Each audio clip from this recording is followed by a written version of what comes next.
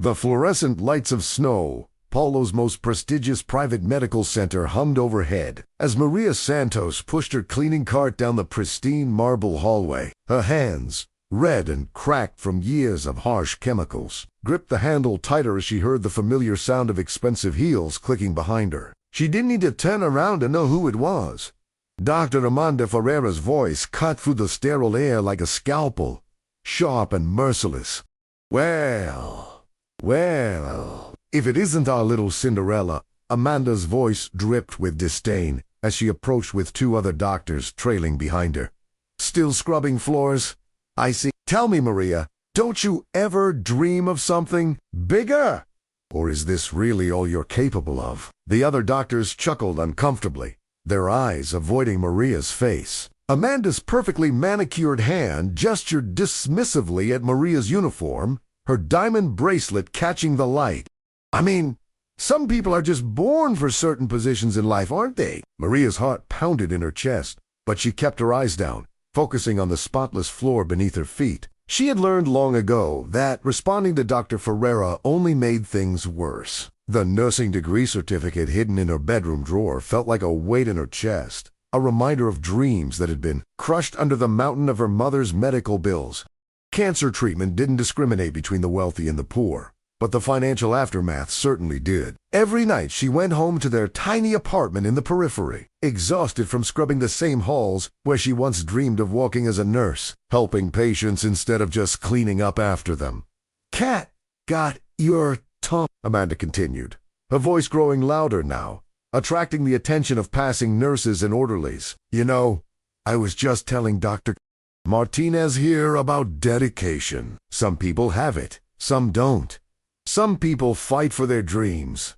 Others just settle." She paused dramatically, enjoying the way Maria's shoulders tensed. "But I suppose we all serve our purpose, don't we? Someone has to clean up after the real professionals." The cruelty in her words hung in the air like a toxic cloud, and Maria could feel the pitying stares of her coworkers burning into her back. Dr. Amanda Ferreira had everything Maria had once dreamed of having. At 38, she was the youngest head of cardiology the hospital had ever appointed, a position that had more to do with her family's substantial donations to the medical center than her actual skills, though she would never admit it. Her father owned a chain of private clinics across Brazil, and her connections ran deep through Snow Paulo's medical elite. She lived in a penthouse in Jardins, drove a BMW, and wore designer clothes that cost more than Maria made in 3 months. But none of that seemed to be enough for her. She also needed to make sure everyone knew their place beneath her. The harassment had started subtly 3 years ago when Maria first began working at the hospital. Small comments about Maria's uniform, questions about her education, suggestions that maybe she wasn't hospital material, but it had escalated over the months into something more sinister. Amanda would deliberately spill coffee on floors Maria had just cleaned, then complain loudly about the sloppy work. She would schedule meetings in rooms right after Maria had finished sanitizing them, forcing her to clean them again. The other doctors mostly looked the other way. Amanda's family had too much influence for anyone to risk confronting her. Maria finished her shift that evening with Amanda's words still echoing in her mind. As she walked to the bus stop, her body ached from hours of mopping, scrubbing, and the constant weight of humiliation pressing down on her shoulders. The November heat of Snow, Paulo made her uniform stick uncomfortably to her skin, and she could smell the disinfectant that seemed permanently embedded in her pores. She thought about her mother, waiting at home in their small apartment, slowly recovering from her final round of chemotherapy. Every sacrifice had been worth it to save her mother's life.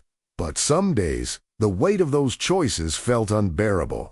The community kitchen where Maria volunteered on weekends had become her sanctuary, the one place where she felt valued for who she was, rather than judged for what she did for work. It was there, ladling soup into bowls for families who had even less than she did, that she met Carlos. He was quiet and thoughtful, with gentle eyes that seemed to see right through to her soul. Unlike the doctors at the hospital who looked past her as if she were invisible, Carlos really saw her. When he smiled at her across the serving line, Maria felt something she hadn't experienced in years, the feeling of being worthy of someone's attention. Their first conversation happened over stacks of dirty dishes. Carlos had stayed late to help with cleanup, rolling up his sleeves and diving into the mountain of pots and pans without being asked. "You have good hands," he told her as they worked side by side, soap suds up to their elbows, gentle but strong. "I can tell you care about people." Maria felt her cheeks warm at the compliment. It had been so long since anyone had said anything kind about her that she had almost forgotten how it felt. They talked about their families, their dreams, their fears. Carlos spoke about his work with such passion. He was a janitor at a public school. But the way he described the students and teachers made it sound like the most important job in the world. Their relationship bloomed slowly, like a flower growing in difficult soil. Carlos would meet her after her shifts, waiting patiently by the bus stop with a warm smile and sometimes a small snack from a corner bakery. He never seemed embarrassed by her work, uniform, or the fact that she smelled like cleaning supplies. Instead, he would tell her stories about his day, about the kids he met in the hallways, about the teachers who stayed late to help struggling students. "You know what I admire about you?" he said one evening as they sat on a bench watching the sunset. "Your work with dignity. No matter what anyone says or does, you keep your head up and do your job well. That takes real strength." Maria found herself looking forward to those moments with Carlos more than anything else in her life. He had a way of making her feel like her dreams weren't foolish, like the nursing degree she still hoped to complete someday wasn't an impossible fantasy. When she told him about her mother's illness and the financial devastation it had caused, he listened without judgment or pity. "You did what love required," he said simply. "That's what real heroes do." For the first time in years, Maria began to believe that maybe her story wasn't over, that maybe there were still chapters to be written where she was more than just a woman who cleaned the floors. But happiness, Maria would soon learn, had a way of making itself visible to those who preferred others to remain miserable. It was a Tuesday morning when Dr. Amanda first noticed the change in Maria's demeanor. There was something different about the way she carried herself, a small spark in her eyes that hadn't been there before. Amanda watched from her office window as Maria laughed with one of the other cleaning staff during their break, actually laughed, and something cold twisted in Amanda's chest. How dare this woman find joy while surrounded by the reminders of her own limitations? How dare she smile while pushing a mop down hallways where real professionals walked? The opportunity for discovery came 3 weeks later when Amanda left the hospital later than usual after a particularly difficult surgery. As she walked toward her BMW in the parking structure, she saw Maria standing by the bus stop, but she wasn't alone. A man was with her, tall and soft-spoken, wearing the uniform of a janitor. Amanda's lips curled into a smile that had nothing to do with happiness and everything to do with opportunity. This was perfect. Better than perfect. Not only was Maria dating someone, but she was dating down, dating someone even lower on the social ladder than herself. This was ammunition Amanda could use for months. The next morning, Amanda made sure to walk past Maria's workstation with a group of nurses in tow. "Ladies," she said loudly enough for half the hallway to hear, "I have to share something amusing I witnessed yesterday. Our Maria here has found herself a boyfriend." She paused for dramatic effect, watching as Maria's face went pale. "A janitor at a public school. Isn't that sweet? I suppose it's true what they say. Birds of a feather really do flock together." The nurses looked uncomfortable, but none of them had the courage to tell Amanda to stop. "I just think it's so important to know your place in life, don't you? To find someone on your own level." Maria's hands shook as she gripped her mop, fighting back tears that threatened to spill over. She could feel the eyes of everyone in the hallway on her, could hear the whispered comments starting to spread. Amanda's words cut deeper than any physical wound could have. This wasn't just about her anymore. Now Carlos was being dragged into Amanda's cruel games. She thought about his gentle face, his passionate discussions about education, the way he treated every person he met with respect and kindness. How dare Amanda reduce him to nothing more than his job title? How dare she act like their love was somehow beneath her notice? But Amanda was just getting started. Over the following weeks, She made it her mission to turn Maria's relationship into entertainment for the hospital staff. She would ask loudly during meetings if anyone had seen Maria's janitor boyfriend lately. She started taking pictures with her phone when Carlos came to pick Maria up after work, sharing them with other doctors with commentary about the cleaning lady's romance. She even went so far as to look up the public school where Carlos worked, making jokes about how at least they're both in the business of cleaning up messes. Psychological assault was relentless and calculated. Amanda knew exactly how to weaponize the class differences that already made Maria vulnerable. She would make comments about how some people are content with so little and suggest that Maria's low standards in men reflected her low standards in general. During staff meetings, she would reference the importance of maintaining professional associations while looking directly at Maria. The message was clear. Maria was being judged not just for her own position, but for loving someone Amanda deemed unworthy. Carlos sensed the increased tension immediately. Maria tried to hide what was happening at work, but he could see the way her shoulders sagged with defeat, the way she flinched whenever her phone buzzed with a message, the way she had started suggesting they meet farther from the hospital. One evening, as they sat in their usual cafe several blocks away from the medical center, he took her hand across the small table. "Maria, something's wrong. You've been different these past few weeks. Distant. What's happening?" His voice was gentle but insistent, and Maria felt the dam of her emotions threatening to break. "It's nothing," she whispered, but her voice cracked on the words. "Just work stuff. Dr. Ferrari has been difficult," but Carlos knew her too well to be fooled by half-truths. He pressed gently and slowly, painfully. The whole story came pouring out. The humiliation, the photos, the constant comments about their relationship. "She thinks I'm dating beneath me," Maria said bitterly. "She thinks you're beneath me. But the truth is, I'm the one who's not good enough. You deserve someone better than a woman who scrubs floors for a living." Carlos's jaw tightened as he listened to the details of Amanda's campaign of cruelty. This wasn't just workplace harassment. This was a systematic attempt to destroy Maria's sense of self. He had seen this kind of behavior before, the way people with power used to crush those they perceived as threats to their sense of superiority. "Maria," he said firmly, his hands gripping hers across the table, "listen to me very carefully. You are not beneath anyone. What you do for work doesn't define your worth as a human being.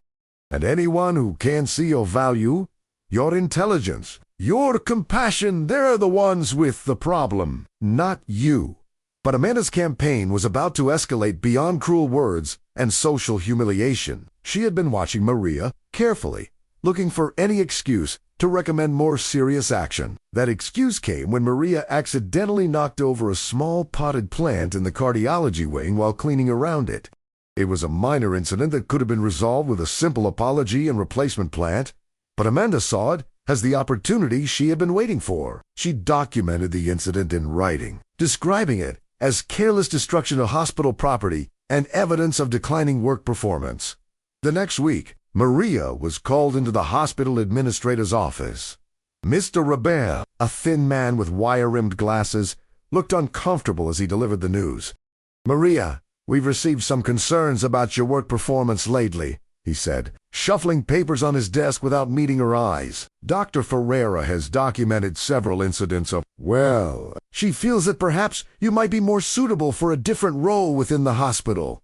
Maria's heart sank as she realized what was coming. "We're transferring you to the night shift in the morgue. It's still full-time work, same pay, but the environment might be less demanding." The morgue, the basement of the hospital where the dead waited in cold storage for autopsy or funeral preparation. It was the most isolated, stigmatized position in the entire medical center. No one chose to work in the morgue.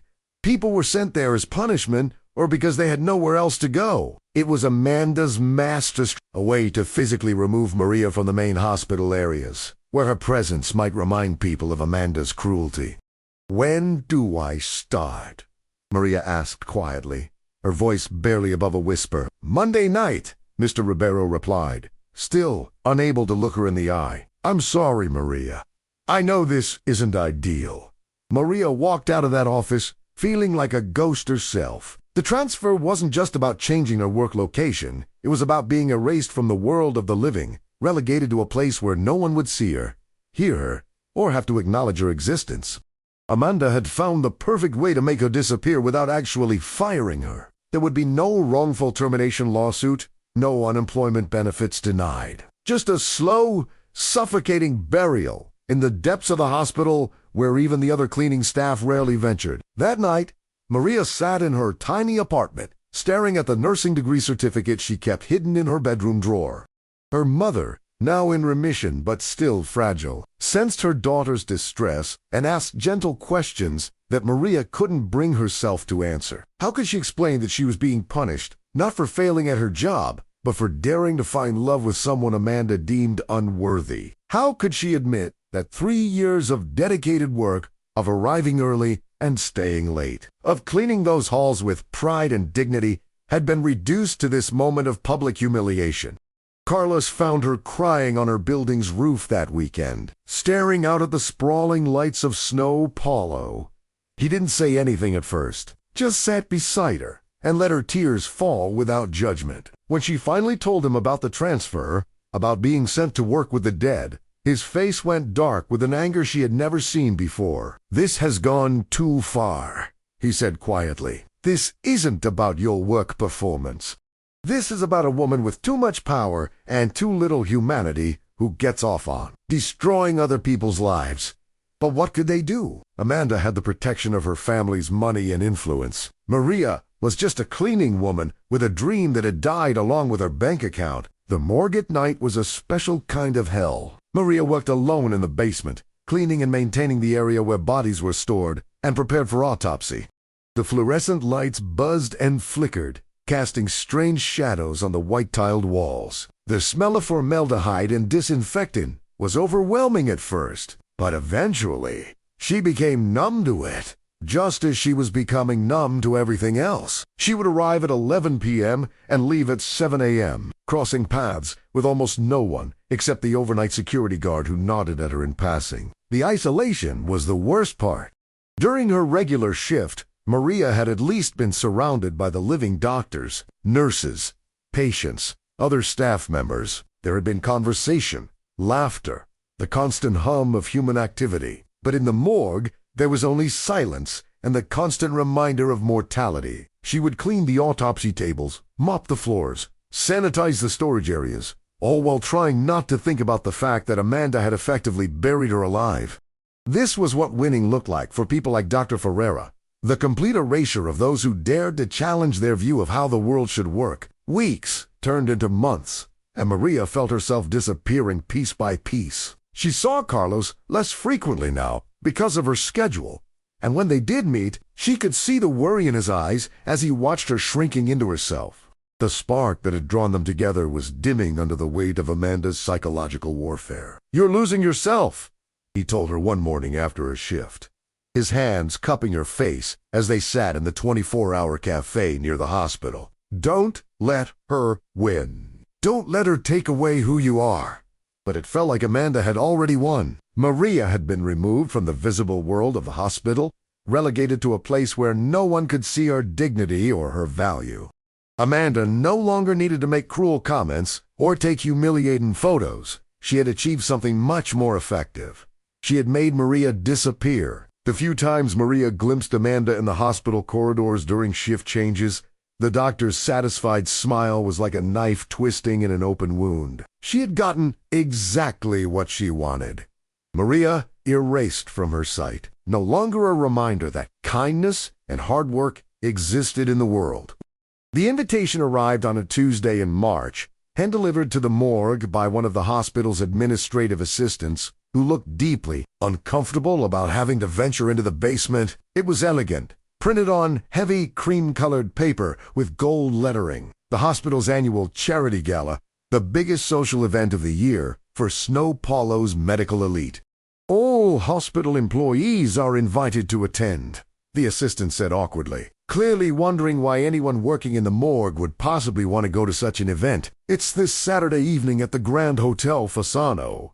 Maria stared at the invitation long after the assistant had left, her hands trembling slightly as she held the expensive paper. The charity gala was legendary among hospital staff, a night when doctors, administrators, and wealthy donors gathered to celebrate their philanthropic efforts and, more importantly, to see and be seen. It was Amanda's world, a place where she reigned supreme among Snow Paolo's medical royalty. The invitation felt like mockery, a reminder of everything Maria could never be, never have, never attend. Who was she to walk among cardiologists and surgeons in their designer gowns and perfectly styled hair? But something inside Maria stirred as she read the words again. Maybe it was the months of isolation talking, or maybe it was the memory of who she used to be before Amanda's cruelty had worn her down. But she found herself thinking, why shouldn't she go? She was a hospital employee. After all, she had as much right to be there as anyone else. The thought was terrifying and exhilarating at the same time. When Carlos picked her up after her shift that morning, she showed him the invitation with hands that wouldn't stop shaking. "I want to go," she said quietly, surprised by the words coming out of her own mouth. "I know it's crazy, and I don't have anything to wear, and I'll probably stick out like a sore thumb, but I want to go." Carlos studied her face carefully, seeing something there that had been missing for months, a flicker of the woman he had fallen in love with, the woman who had been slowly disappearing under Amanda's systematic attacks. "Then we'll go," he said simply. "If you want to be there, then that's where we'll be." The week leading up to the gala was a whirlwind of preparation that felt both exciting and surreal. Maria had never bought a formal dress in her life. Her wardrobe consisted entirely of work, uniforms, and casual clothes for weekends. With Carlos's encouragement, she ventured into a department store downtown, feeling completely out of place among the elegant displays and well-dressed shoppers. The saleswoman looked at her with barely concealed disdain until Carlos stepped forward and quietly explained that they needed something appropriate for a charity gala. His calm confidence seemed to shift the woman's attitude, and soon Maria was trying on dresses that cost more than she made in a month. The dress she finally chose was simple but elegant, navy blue with a modest neckline and flowing skirt. That made her feel like she was floating when she walked. It wasn't the most expensive option, but something about it made her stand a little straighter, lift her chin a little higher. Carlos insisted on buying it for her, despite her protests, and when she looked at herself in the dressing room mirror, she saw something she hadn't seen in months. A woman who looked like she belonged somewhere other than the basement of a hospital. Saturday evening arrived with the kind of anticipation that made Maria's stomach flutter with nerves. She spent longer getting ready than she had for any event in her life, carefully styling her hair and applying makeup with a steady hand despite a racing heart. When she emerged from her bedroom, her mother gasped and pressed her hands to her heart. "Mia filha," she whispered, tears in her eyes. "You look beautiful, like a princess." But Maria knew this wasn't about looking like a princess. This was about reclaiming her right to exist in spaces where people like Amanda thought she didn't belong. Carlos arrived at precisely 7 o'clock, and when Maria opened the door, his face lit up with an expression of pure admiration. He looked handsome in his dark suit, more polished and refined than she had ever seen him. "You're stunning," he said softly, offering her his arm. "Are you ready for this?" Maria took a deep breath, thinking about all the months of humiliation, all the nights alone in the morgue, all the times Amanda had made her feel like she was less than human. "I'm ready," she said, and for the first time in a long time, she meant it. The Grand Hotel Fasano was even more magnificent than Maria had imagined. Crystal chandeliers hung from soaring ceilings, and elegant floral arrangements filled the air with the scent of roses and lilies.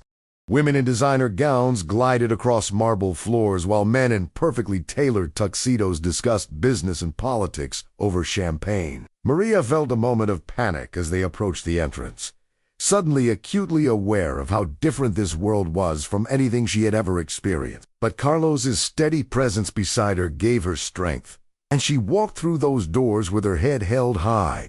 The ballroom was a sea of Snow Paolo's medical elite, exactly the kind of crowd where Amanda thrived. Maria spotted her almost immediately, impossible to miss in a stunning red gown that probably cost more than Maria's annual salary, holding court among a group of prominent cardiologists and hospital board members. Amanda's laugh carried across the room, bright and musical, the sound of someone who had never doubted her place in the world. For a moment, Maria felt the familiar stab of inadequacy, the voice in her head that whispered she didn't belong here. But then Carlos squeezed her hand gently, and she remembered why she had come. They found a table near the back of the room, and Maria tried to blend into the background while taking in the spectacle around her. The charity being honored tonight was childhood literacy, and speaker after speaker took the podium to discuss the importance of education and giving back to the community. The irony wasn't lost on Maria. These same people who spoke so passionately about helping others were part of a system that had allowed Amanda to systematically destroy someone's dignity without consequence. She watched as Amanda was introduced as one of the evening's honorees for her outstanding contributions to cardiac care and community service. Amanda took the stage with the confidence of someone who had been born for moments like this. Her speech was polished and inspiring, full of references to her dedication to saving lives and her commitment to excellence in medicine. She spoke about the importance of maintaining high standards in healthcare, about surrounding yourself with people who shared your values and vision. Maria felt sick listening to the applause that followed, knowing that this woman who was being celebrated as a pillar of the community had spent months trying to destroy her spirit, simply because she dared to find love with someone Amanda considered beneath notice. As the evening wore on, Maria noticed that several people kept glancing in their direction, and she assumed it was because she clearly didn't belong among Snow Paulo's medical royalty. But there was something different about the way they were looking at Carlos, respectful, almost deferential. She was so focused on trying to decode these strange looks that she almost missed the moment when the hospital's chief administrator took the podium for a special announcement. "Ladies and gentlemen, Dr. Cavalcanti's voice boomed across the ballroom. "We have a very special guest with us tonight, someone whose work in education reform has been making headlines across Brazil. Please join me in welcoming Carlos Mendoza, our state's newly appointed Secretary of Education." The room erupted in applause, and Maria felt the blood drain from her face as every eye in the ballroom turned toward their table. Carlos stood slowly, his hand still holding hers, and she realized that her quiet, gentle janitor was walking toward the podium with the confidence of someone accustomed to addressing rooms full of powerful people. The transformation was subtle but unmistakable. As Carlos took the microphone, he seemed to shed the humble demeanor Maria had always known and step into a role that clearly fit him perfectly. "Thank you for that warm welcome," he said, his voice carrying easily across the room. "I'm honored to be here tonight supporting such an important cause. Education truly is the foundation of everything we hope to achieve as a society." Maria sat, frozen in her chair, her mind struggling to process what she was witnessing. This couldn't be the same man who had talked to her about mopping floors and helping students tie their shoes. Carlos's speech was masterful, weaving together themes of social justice, educational equity, and the importance of seeing potential in every person, regardless of their circumstances. "Too often," he said, his eyes finding Maria's across the crowded room, "we judge people by their job titles, their clothes, their addresses. But true leaders understand that dignity and worth come from character, not from social status.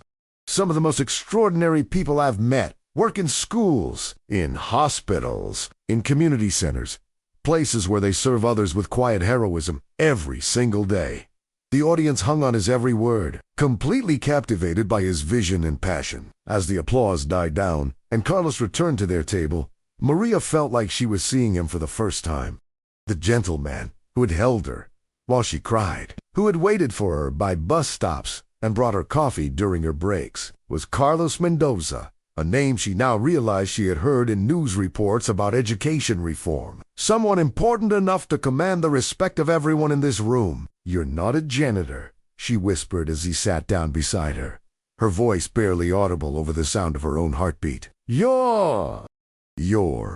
"I am a janitor," Carlos said quietly, taking her hand again. "Or I was, for the past 6 months. I took that job because I believe you can't reform a system you don't understand from the inside. I needed to see what was really happening in our schools, to listen to the teachers and students, and yes, the custodial staff who keep those buildings running. His eyes were soft as he looked at her, the same gentle expression she had fallen in love with. Everything I told you was true, Maria. I just didn't tell you everything. I wanted to find someone who could love me for who I am, not for what I could give them. The revelation was overwhelming, but before Maria could fully process what she was learning about the man she thought she knew, she became aware of a commotion near the front of the ballroom. Amanda had been working the room, basking in the attention from her award presentation, when she spotted Maria sitting at a table near the back. Even from across the room, Maria could see the shock and fury on Amanda's face. This was supposed to be Amanda's night, her moment to shine among Snow Paolo's elite, and somehow Maria had dared to intrude on her sacred space. Amanda began making her way across the ballroom with the deliberate stride of someone preparing for battle. She had spent months ensuring that Maria was invisible, relegated to the basement where she couldn't contaminate Amanda's pristine world with reminders of poverty and limitation. Seeing Maria here, in a beautiful dress, sitting confidently among the very people Amanda considered her exclusive domain, was an insult that demanded immediate correction. She approached their table with fire in her eyes, ready to publicly humiliate Maria in front of Snow Paolo's most influential medical professionals. Well, Amanda's voice cut through the ambient conversation like a blade. Look what we have here. Maria Santos, our morgue attendant, gracing us with her presence. Her tone was loud enough to attract attention from nearby tables, and several conversations stopped as people turned to witness what was clearly about to become a scene. I have to say, I'm surprised to see you here. I wouldn't have thought this was quite your level of event. Her eyes glittered with malicious pleasure as she prepared to deliver what she assumed would be a devastating blow to Maria's confidence. But Carlos stood up slowly, his movement fluid and confident, and something in his posture made Amanda's words die in her throat. The people at nearby tables weren't just watching anymore. They were staring with a mixture of fascination and horror as they realized what was happening. Dr. Cavalcanti, who had been speaking with a group of donors across the room, looked over with alarm when he noticed the commotion surrounding the Secretary of Education. Amanda, however, was too focused on Maria to notice the shift in the room's energy. And who is this? Amanda continued, her voice dripping with false sweetness as she looked at Carlos. Let me guess, another custodial worker. How perfectly appropriate. Birds of a feather, as I always say. She was playing to her audience now, certain that she had the support of the room's elite in putting these intruders in their place. Really, Maria, I think there might have been some confusion about the invitation list. This event is for the hospital's medical professionals and their guests, not for... She paused dramatically. Support staff. The silence that followed was deafening. Carlos stepped forward slightly, his presence commanding it a way that made Amanda take an unconscious step backward. Dr. Ferrara, he said quietly, his voice carrying clearly in the sudden hush. I don't believe we've been properly introduced. I'm Carlos Mendoza. He extended his hand with the calm confidence of someone accustomed to being the most important person in any room. I've heard quite a lot about you, actually. Your reputation precedes you. Amanda's face went through a series of expressions as her brain struggled to process what she was hearing.